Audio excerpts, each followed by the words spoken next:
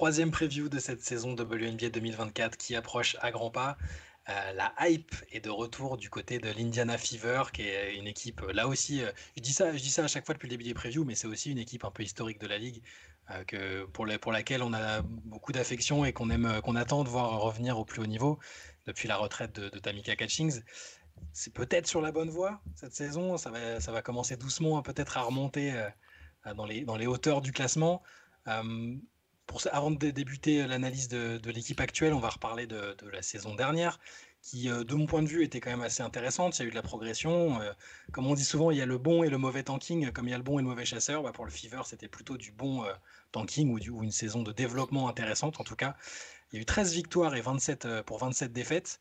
Dixième de saison régulière, ce qui est plutôt intéressant aussi quand on sait que Phoenix et Seattle, qui sont des équipes avec un effectif plus costaud, ont fini derrière. Pas de qualification en playoff évidemment, mais de très bonnes choses, notamment sur le plan individuel où on a vu Aliyah Boston qui avait la pression du first pick, qui a réussi à être élu rookie de l'année, qui a mis tout le monde dans sa poche assez rapidement et qui a été élu aussi assez logiquement dans la All Rookie Team. Il y avait eu aussi la première saison de Chrissy Sides que personnellement j'ai beaucoup apprécié. La patte qu'elle a mise sur cette équipe était très très prometteuse. Puis il y a eu donc cette intersaison un peu particulière, très médiatisée du côté du Fever. Flo, raconte-nous un peu ce qui s'est passé du côté d'Indianapolis. Mais effectivement, comme tu dis, il y a le bon tanking et le mauvais tanking, mais il y a tanking quand même, et donc au final, un premier pick qui a abouti sans grande surprise par la draft historique en termes d'audience, en tout cas de Caitlin Clark. Et on va dire que globalement, l'intersaison s'est quand même beaucoup résumé à ça, même s'il y a quand même quelques points. Euh, le départ de Victoria Vivians, dont on a parlé un peu hier quand on a fait la preview de Seattle, mais qui est remplacé, en tout cas numériquement et en termes de poste, par l'arrivée de Katy Lou Samuelson, qui au niveau du fit me paraît beaucoup plus adapté à l'effectif qui est en train de construire. De construire Indiana et qui est tout simplement, je pense, une meilleure joueuse. Dans les signatures, on a également Damiris Dantas, dont on attendra de voir un peu comment elle peut revenir avec beaucoup de saisons quand même pas mal handicapée par les blessures. Et au niveau de la draft aussi, Celeste Taylor qui vient donc compléter ça. Donc une intersaison relativement calme, si ce n'est évidemment l'arrivée de Caitlin Clark qui est censée prolonger donc le renouveau déjà entamé avec Nalissa Smith et Aliyah Boston, mais là on passe au cran supérieur, quoi. C'est ça, calme sur le plan en termes de volume d'arrivée, mais alors sur le reste, voilà, la, La, la, la la hype hype, est au point la plus haut. médiatisation, voilà, c'est ça. Et voilà, petite satisfaction personnelle de voir Celeste Taylor. Donc j'espère qu'elle sera dans l'effectif final. Voilà, son profil de jeu très défensif devrait, à mon sens, lui permettre de rester dans l'effectif. Mais ouais, intersaison mouvementée, à défaut d'être marquée par beaucoup, beaucoup de recrues. Katilou Samuelson aussi, tu as raison. Moi, je trouve que c'est une recrue assez intéressante. On fait le point sur l'équipe, du coup, ce que ça donne avec ces mouvements de l'intersaison.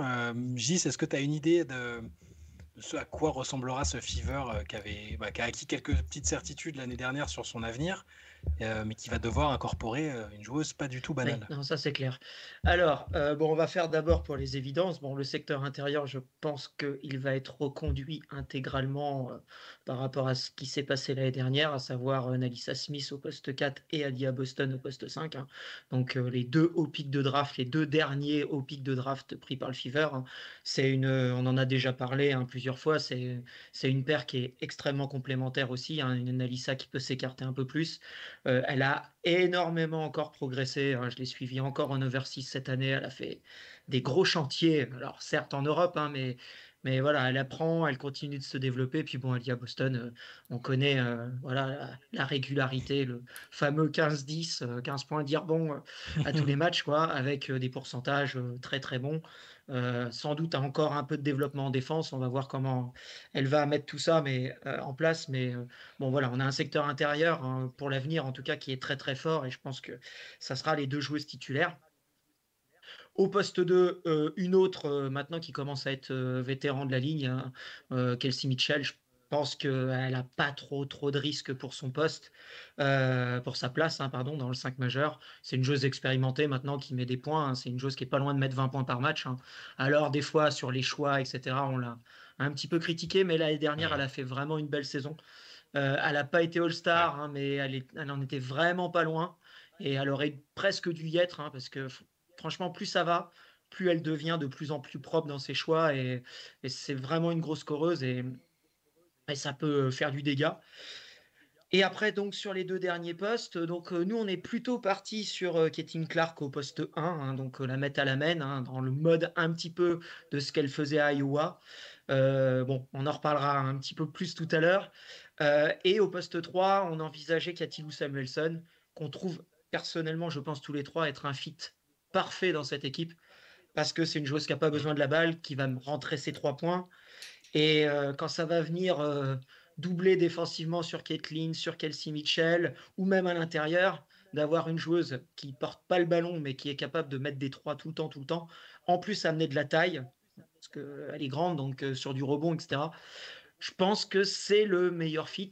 Alors même si ça paraît être une signature assez anecdotique, hein, même s'il y a eu du mieux, hein, sur les dernières années, je pense que c'est une parfaite signature pour le Fever. Voilà un petit peu pour le 5. Très bien, effectivement. Ouais.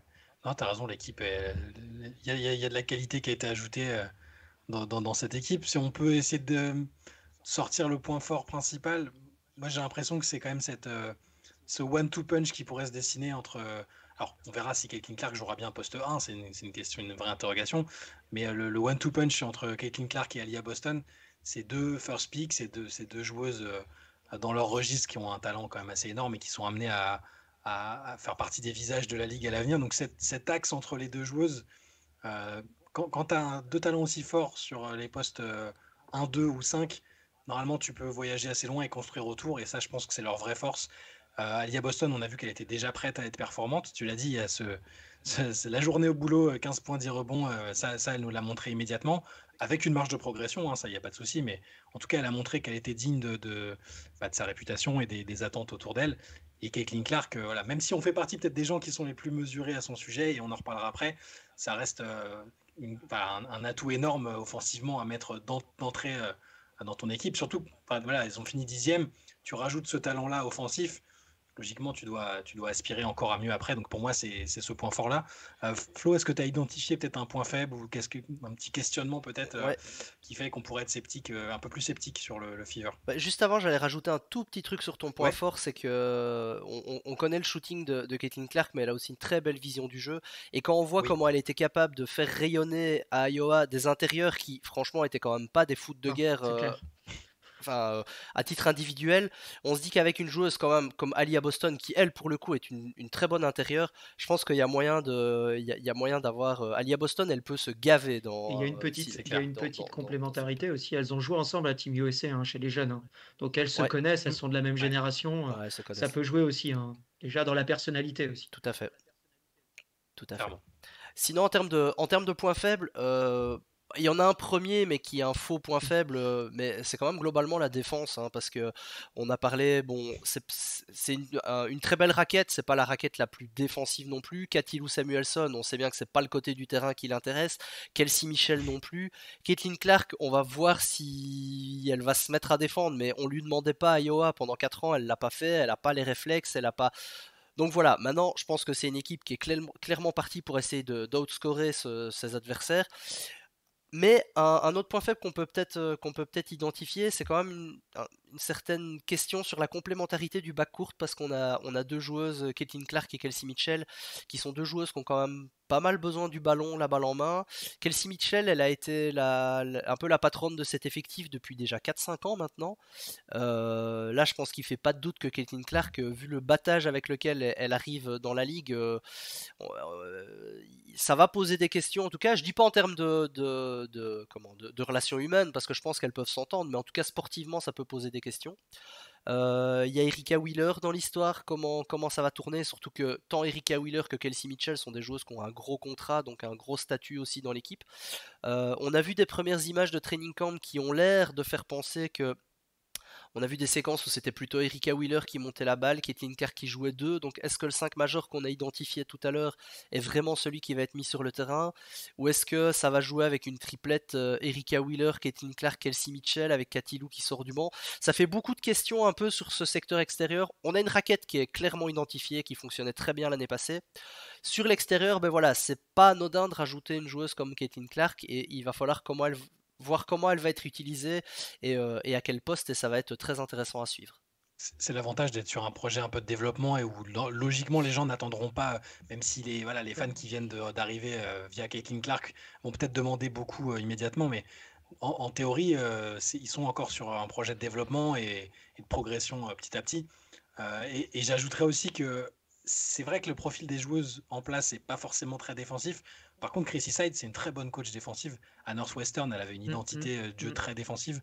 Et l'année dernière, malgré le classement qu'on peut. Alors, moi, je trouve que c'était une belle saison de leur part, hein, mais on a vu, même défensivement, des choses où elle arrivait à les impliquer en termes d'effort, d'intensité. Et là-dessus, c'est quelque chose sur lequel je suis plutôt assez confiant pour la suite.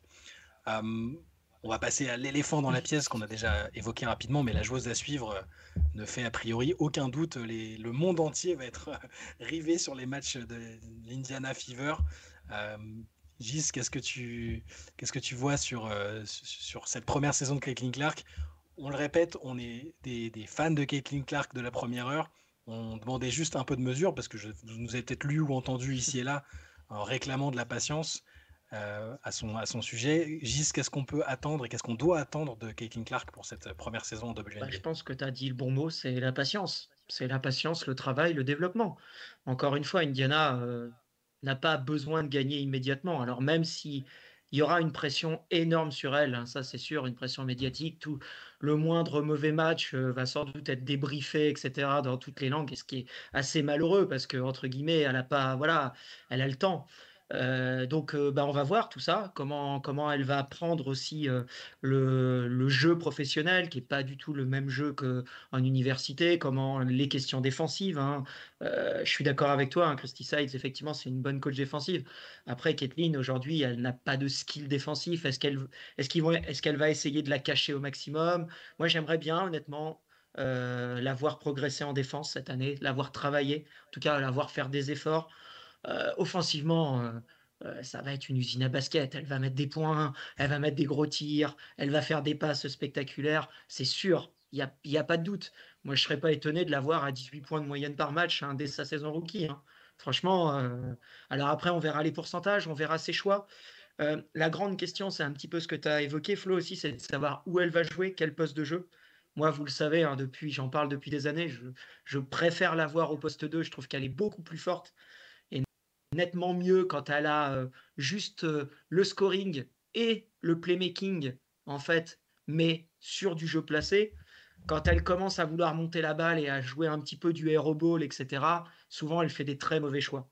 Donc elle perd des ballons, etc. Je trouve que c'est une meneuse qui perd beaucoup trop de ballons et encore plus au niveau professionnel. Donc si elle joue moins de ballons, moi j'aimerais la voir jouer moins de ballons, la voir faire des efforts défensifs, s'exprimer son talent offensif et son génie offensif, parce que ça, de toute façon, on va le voir. C'est une obligation, quoi.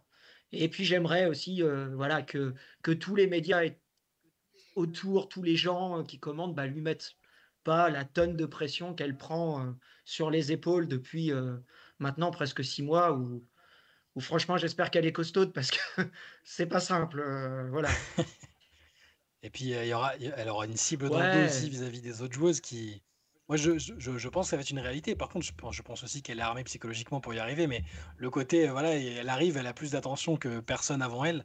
Je pense qu'il y a des joueuses confirmées qui. Alors, on le voyait bien pendant les matchs d'Iowa, qui disaient moi, je comprends pas pourquoi personne défend comme ça sur elle. Mais là-dessus. Voilà, je pense qu'elle sera attendue aussi par les joueuses. Je dis pas ça de manière négative. Hein, je dis pas qu'elles vont se ruer pour la brutaliser physiquement. Hein, mais je pense qu'elle est aussi attendue de ce côté-là et que ça fait une double pression. Si tu te rappelles du premier match de Sabrina Ionescu, elle s'était prise, je pense qu'après 30 secondes, elle se prenait une prise à deux, Jewel Lloyd, Alicia Clark contre Seattle. Donc je pense que ça fait partie des habitudes. Toutes ont eu leur welcome to the WNBA moment. Et d'ailleurs, je pense qu'en plus, elle est taille à y répondre. Mais ce serait de toute façon une erreur de lui tirer le tapis rouge. Donc je pense que Caitlin Clark, elle a envie qu'on la challenge. Je pense que la vraie pression moche, elle va plutôt être en dehors avec tous des nouveaux fans qui connaissent pas l'historique, qui connaissent pas la ligue. Euh, Allez, d'une certaine manière, on a vu la même chose en NBA avec Wembanyama, avec énormément de fans français qui ont eu beaucoup d'attentes dans Ils la n'ont pas saison des compris. Spurs. J'ai Mm. peur que Indiana, on veuille des victoires tout de suite, alors que comme tu le dis, Indiana, en fait, s'ils font encore une saison pourrie et qu'ils piquent encore très haut, vu la Ça draft de pourrait l'année être dingue, quoi, en prochaine, fait. franchement, c'est pas une erreur en fait. Ouais, Bah, hein. vous savez ce que ça me fait penser? Ça me fait penser au début de la dynastie des Lynx. Quand ça draft Ouais. plusieurs first pick, et puis au bout d'un moment, parce que si l'année prochaine, Indiana, bon, c'est pas le but de la vidéo, mais redraft pick 2, pick 3 ou pick 1, on sait jamais, hein. Bon, au bout d'un moment, cette équipe, ça va être costaud Ah ouais. dans 5 ans, quoi, Ah, le petit backcourt Paige Bakers, Caitlin Clark. par exemple. Non, bon, on Ouais, on fabule, fabule. on n'en est pas encore là. Mais Mais c'est bon, ça montre bien l'excitation générée par l'arrivée de Caitlin Clark. On se demande bien ce que ça va donner. Le Fever, là aussi, va être une équipe très très suivie par un public beaucoup plus large que par le ça, c'est passé. sûr. On verra bien ce que ça donnera pour cette saison du Fever et de Caitlin Clark. Et on se retrouve demain pour une nouvelle preview avant cette saison de WNBA 2024.